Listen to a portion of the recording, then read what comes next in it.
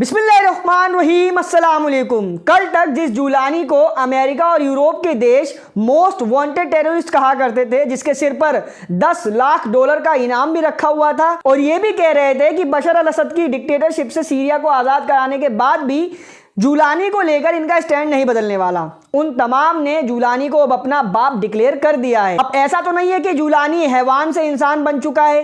Western Syria के Latakia वगैरह में औरतों से लेकर बच्चों तक को जूलानी अपनी फोर्सेस के हाथों से हैवानों की तरह कत्ल करवा रहा है। रिश्ता वही, सोच नहीं। जूलानी है तो अभी भी वही दहशतगर्द, लेकिन अब वो काम कर रहा है अमेरिका और यूरोप के इंटरेस्ट के लिए, तो अब बाप बनाना लाजमी है। यूरोपियन यूनियन कमीशन ने 17 मार्च को बेल्जियम की राजधानी ब्रुसेल्स के अंदर एक कॉन्फ्रेंस रखी है, जिसको नाम दिया है स्टैंड विद सीरिया। इसी कॉन्फ्रेंस के अंदर सीरिया के नए प्रेसिडेंट यानी जूलानी को अपना बाप बुलाकर इन्होंने इनवाइट किया है। वही जूलानी जो एक वक्त में बहुत ज्यादा खूंखार हुआ करता था, आज वो इनका यार बन चुका है। तो यहां से आप खेल समझ सकते हो। सीरिया के अंदर जूलानी और उसके लड़ाके जो दहशतगर्दी मचा रहे हैं, शिया सुन्नी झगड़े को पूरी दुनिया के अंदर एक बार फिर से हवा देकर इजराइल को सीधे सीधे फायदा पहुंचाने की कोशिश की जा रही है। ये तो इजराइल को फायदा पहुंचाने वाले खिंजीर को अपना बाप बना ले। जूलानी तो फिर भी एक हत्यारा है।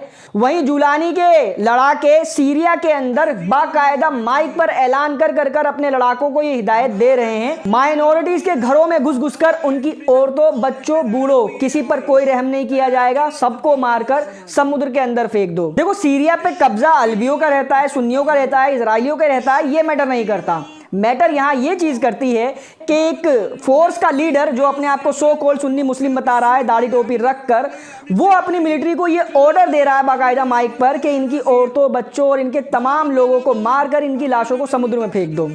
भाई, हमारे नबी की तालीम तो ये थी कि जब भी किसी जंग पर उनके मुजाहिदीन जाया करते थे तो आप खास हिदायत देते थे कि औरतों को नहीं मारना, बच्चों को नहीं मारना, बूढ़ों को नहीं मारना, यहां तक कि वो नाइट्स सोल्जर्स जो तुमसे लड़ने आ रहे हो और एन मौके पर वो कह दे कि हम तुम्हारे आगे हार मानते हैं, हम अमान चाहते हैं, हमें बख्श दो, तो उनको भी नहीं मारना। अब ये कौन सी नस्ल से आए हैं? मुझे मालूम है कि अब जूलानी के सपोर्टर्स कमेंट करके ये कहेंगे कि बशर अल असद ने भी तो यही किया था। तो बशर अल असद तो जानवर था, मतलब जूलानी भी जानवर है और तुम जानवर को ही सपोर्ट कर रहे हो। कंडीशन इतनी ज्यादा खराब हो चुकी है कि जूलानी के ये लड़ाके लोगों को मार मार कर उनकी लाशों को खंडरों और पहाड़ों के अंदर फेंक फेंक कर आ रहे हैं।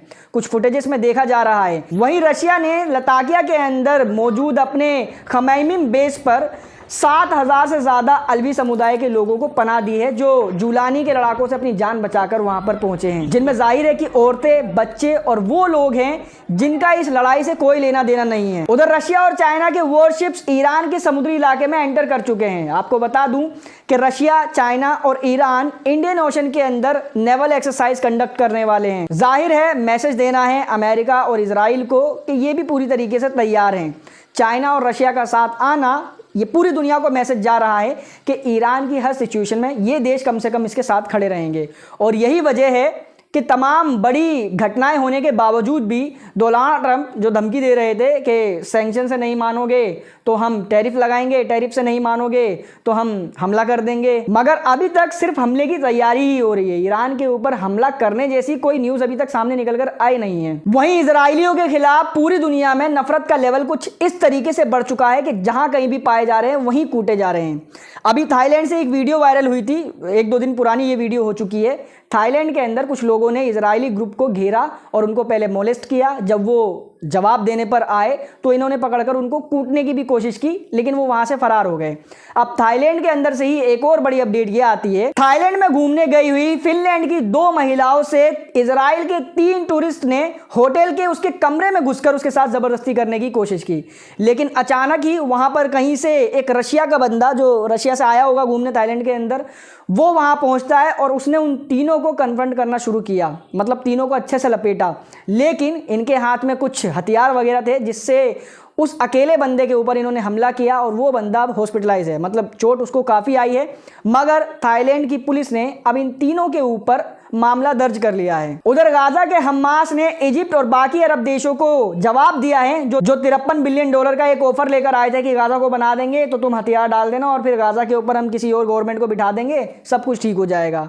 उन्होंने ये कहा है कि ठीक तो कुछ होने वाला है नहीं, जब तक इजराइल फलस्तीनियों की ज़मीन पर कब्जा करता रहेगा, कब्जे को नहीं छोड़ेगा, तब तक ये फलस्तीनी अपने हथियार नहीं डालने वाले हैं। तुम लोग किसी बाहरी आदमी को गवर्नमेंट में लाके बिठा दोगे और फिर निकलेगा वो इजराइल का भेजा हुआ एक सांप जो डसने आया होगा हमारी टेरिटरी के अंदर हमारे लोगों को। ऐसा नहीं चलेगा। वहीं अमेरिका गाजा के हमास से इजिप्ट और दोहा के अंदर डायरेक्ट बातचीत कर रहा है सीज फायर को लेकर। ये तमाम चीज़ें आप लोगों को पता है। ऐसे में इजराइल के फाइनेंस मिनिस्टर बेजलेल स्मोट्रिच ने अमेरिका के एनवॉय को, जो हमास से बातचीत कर रहा है, उससे ये कह दिया कि तुम जो कुछ भी बात कर रहे हो, जो कुछ भी डील होगी वो अपने जिम्मे पर करना, हमारी कोई जिम्मेदारी नहीं होगी। कोई भी चीज़ अगर हमारे इंटरेस्ट के खिलाफ गई तो हम तुम्हारे मुंह पर भी थूक देंगे, तुम्हारी बात भी नहीं मानेंगे। ये औकात है अमेरिका की इजराइल के सामने। खैर, इस वीडियो में फिलहाल इतना ही था। इस वीडियो को शेयर करें, चैनल पर नए तो चैनल को सब्सक्राइब जरूर कर लें। And thank you so much for joining.